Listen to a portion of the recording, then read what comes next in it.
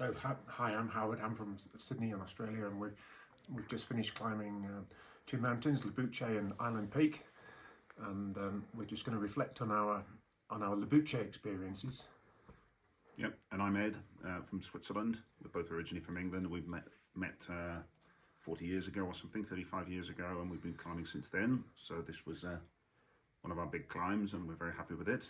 And we're going to tell you a bit about how it was going from Lobuche village to Lobuche summit. Right. Yeah. So if you can start with the Lobuche up to base camp, Ed, because I'm struggling to remember most of it. It was quite painful. So we were staying in the lodge at Lobuche, which is just under 5,000 meters by the Khumbu Glacier, and we headed out to the high camp, which is probably about 300 meters higher.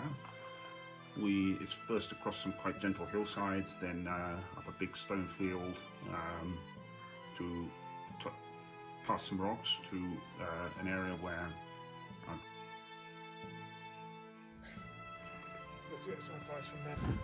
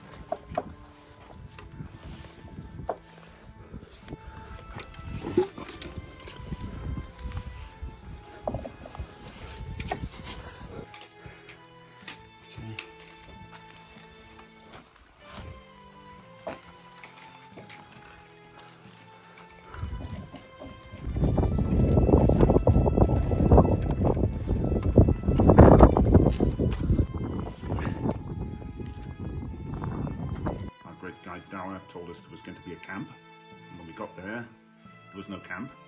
There was just snow. That's right, but it was very cold and windy, and we were worried about spending the night in the middle of nowhere with no camp. Luckily, because it was snowy, we did see a track down through the snow, and Dara said, maybe the camp is down here. So 5 minutes later we saw the camp, which is in a very nice place by a lake. There's like 20 tents. 10 tents, I'd say, yeah. Between some sleeping tents and mess tent. Nice view of our mountain that we were going to climb the next day. We spent a long time wondering how the hell we were going to get up there, because the route wasn't at all obvious, and there was a big rock band that we thought was blocking the way, and we couldn't work out how we were going to get through the rock band. We also met, there was a few other clients up there who were going to climb the peak, quite international crew. There was like a Dutch guy, an American, and an Israeli lady, and an Indian, all wanting to do it the next day, and most of them did. So we chatted about what we expected from the climb, and then we had our Jumar training, which Howard's going to tell you about. Yeah, well, the Jumar training was interesting because we're historically mostly been alpine climbers, so we've done a lot of alpine climbing, but I've never used a Jumar in my life before, because in the Alps we don't use fixed ropes.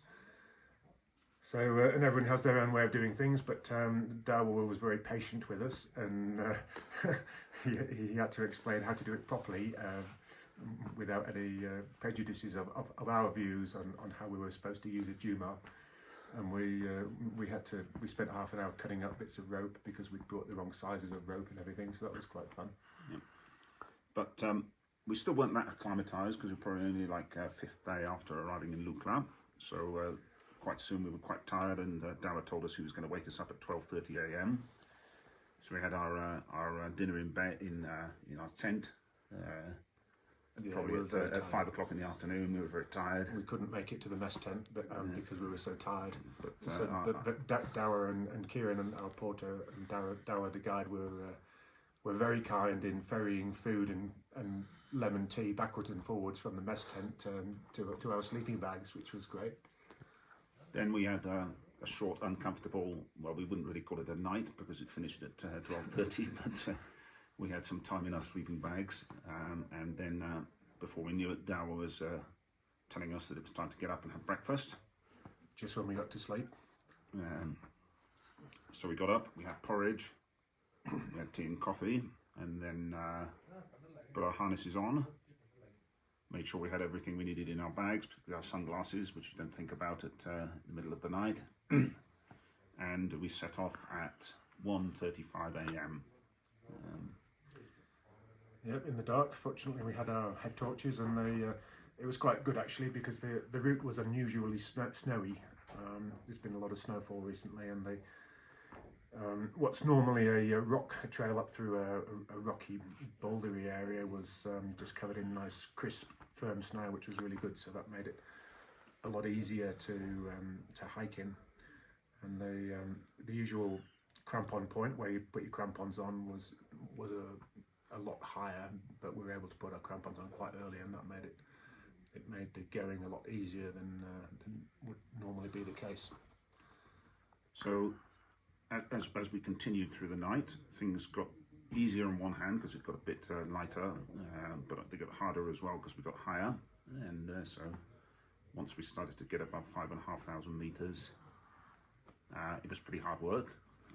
We were puffing and panting a lot, but we had some fantastic views when the sun started to come up. I mean, you get a good view even before the sun comes up. You get this pre-dawn light, and there's a fantastic set of mountains just across the way, and there's Everest and Amadablam and great peaks all around. Yeah, it was my first ever sighting of Everest, which was great, because having been a mountaineer for 40 years now, I didn't feel complete without having seen Everest. So it was very fulfilling to see Everest for the first time for me. So it was already light, and we put our head torches away when we arrived at the real crampon point, which is probably 300 meters below the top, and that's when the fixed ropes start. There's a few pieces of rope lower down, but nothing too significant. And the beginning of the Jumaring on the fixed ropes was a bit of a shock, because we practiced Jumaring on a fairly gentle stone-covered slope next to base camp, and suddenly there was a little ice bulge to get over, which caused us to puff and pant a lot. But above that, the route zigzagged up a glacier, and the Jumaring got a lot easier. That was probably the very first part of the Jumaring, was the steepest bit. Yeah, and up towards the top, we had some our other friends from base camp, the Dutch and the American guys, and they were young fellas, and they were going ahead of us. So they summited before we did, and we met them on the way down. So they'd already made it to the top, but it was so we had some difficult passing manoeuvres as they had to come past us on the way down. Yeah, I think those guys hadn't been concentrating in their Jumar training, because they completely detached from the rope, which I'm sure they weren't supposed to. Yeah, Dower definitely told us to always keep at least one attachment to the rope, but absolutely. Fortunately, it wasn't a very steep place where they passed. But then we carried on up the ropes, and we reached a little plateau, and left our rucksacks just before the final part to the summit. Yeah. At this stage, everybody was struggling. Except Dower. Top. Except Dower, of course, except Dower, who was jumping around all over the place. We were taking bets on whether the other people would make it. There was a young Israeli girl, Amit, who had never done this sort of thing before, and she did an amazing job to get to the top, considering this was her first ever mountain. So to get to the top, we had to cross a crevasse. Not too bad, but there was a little rope section across a snow bridge on a crevasse, then short snow slope, and then we were onto the final ridge to the summit, which was a narrow ridge, but there was a rope fixed along it, so it was no problem. By then, the view was absolutely fantastic, and it was probably only like another 100 meters to the top. 100 meters horizontally, not vertically, we should stress, which is a big difference up there. We got to the top, we shook hands. Dower took a lot of videos and selfies, and everyone was very happy. Yeah, it was very notable that Ed and myself were puffing and blowing and struggling, and Dower was running around and taking videos all of the time, and generally maintaining his composure and hardly breathing at all. Yeah, So we were looking down on Everest Base Camp, and the Khumbu Glacier and the icefall. We could see Everest up behind Nuptse, which is directly opposite in the valley, and we could see a range of mountains around on the Nepalese-Tibetan border.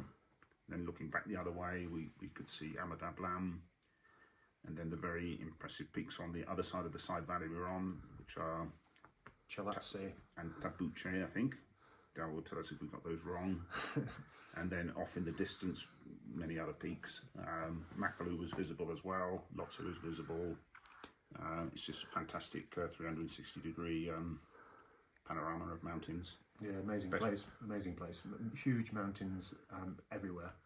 Some of the highest 8,000 meter peaks in the world, I think. Yeah, I think we worked out 3 of the highest 5 mountains in the world. We could see from there. Yeah.